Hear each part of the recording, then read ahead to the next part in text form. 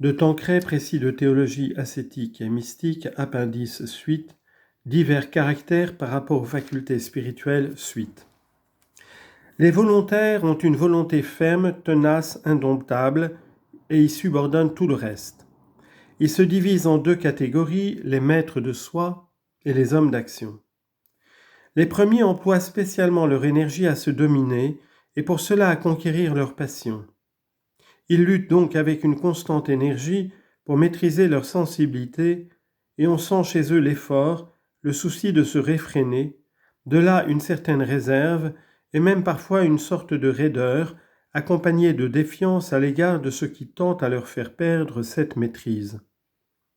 Mais quand par des efforts constants ils l'ont acquise, ils possèdent une merveilleuse égalité d'âme et savent allier la force et la douceur. Au point de vue spirituel, le grand point est de soumettre cette volonté forte et disciplinée à la volonté de Dieu. Par là, on se rapproche de cet équilibre des facultés qui existait dans l'état de justice originel. Il en est d'autres qui visent moins à la maîtrise de soi qu'à la maîtrise des autres. Ils veulent imposer leur volonté et gouverner leurs semblables.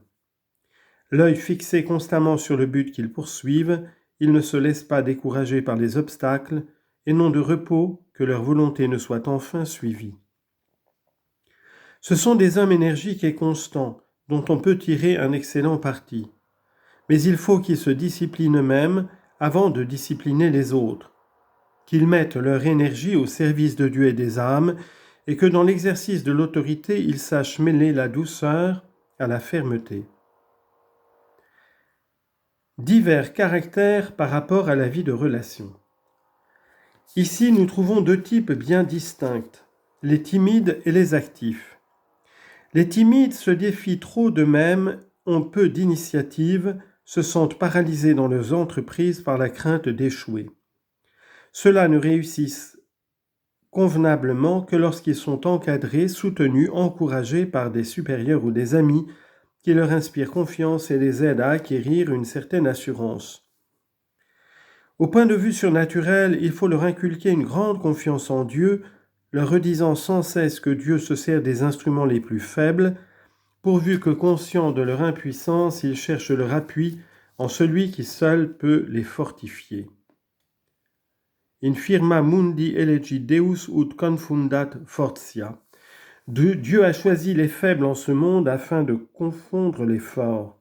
1 Corinthiens chapitre 1 verset 27. Je peux tout en celui qui me réconforte. Philippiens chapitre 4 verset 13. Les actifs ont une tendance naturelle à l'action, entreprenants, audacieux, forts et énergiques. Ils ont besoin de dépenser l'exubérance d'activités concentrées en eux-mêmes. Parmi eux, deux classes différentes, les agités et les hommes d'action. Les agités sont tellement épris d'action qu'ils ne peuvent rester en place et veulent agir à tout prix avant même d'avoir conçu et mûri un plan. Toujours en quête de projets nouveaux, ils n'ont pas le temps d'en achever un seul. Ils vont et viennent sans pouvoir se fixer, s'agitent, font du bruit et peu de bien. Disposés à rendre service à tout le monde, ils oublient vite ce qu'ils ont promis et se mettent à la disposition d'un autre. Pour les réformer, il faut donc leur apprendre à réfléchir avant d'agir, à mûrir leurs plans avant de les exécuter, à consulter ceux qui ont plus de sagesse et d'expérience, et quand une fois tout est prêt, ils devront s'appliquer à l'accomplir et d'ici là se condamner à ne rien entreprendre de nouveau. La réflexion et la constance sont les conditions nécessaires du succès. Les hommes d'action combinent longuement leurs projets avant de les mettre à exécution, discutent soigneusement le pour ou le contre, songent non seulement aux moyens mais aux obstacles qu'ils rencontreront et organisent tout en vue d'arriver au but désiré, malgré les difficultés.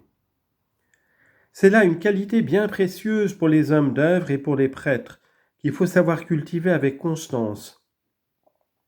Mais pour que les œuvres les mieux conçues puissent produire de bons résultats, il ne faut pas oublier de mettre Dieu de son côté par la prière et la pratique de la vie intérieure. Pour être un catholique d'action, il importe d'être un homme d'oraison. Alors la volonté humaine et la grâce s'unissent harmonieusement pour obtenir d'excellents résultats.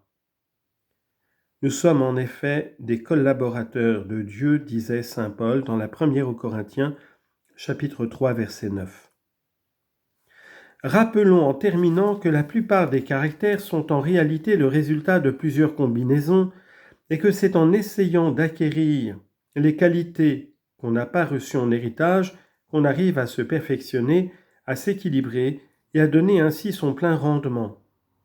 Ainsi, les apathiques s'efforceront d'acquérir un peu de sensibilité, les cérébraux cultiveront la volonté et l'action, les volontaires réfléchiront avant d'agir et mettront de la suavité dans l'exercice de la force.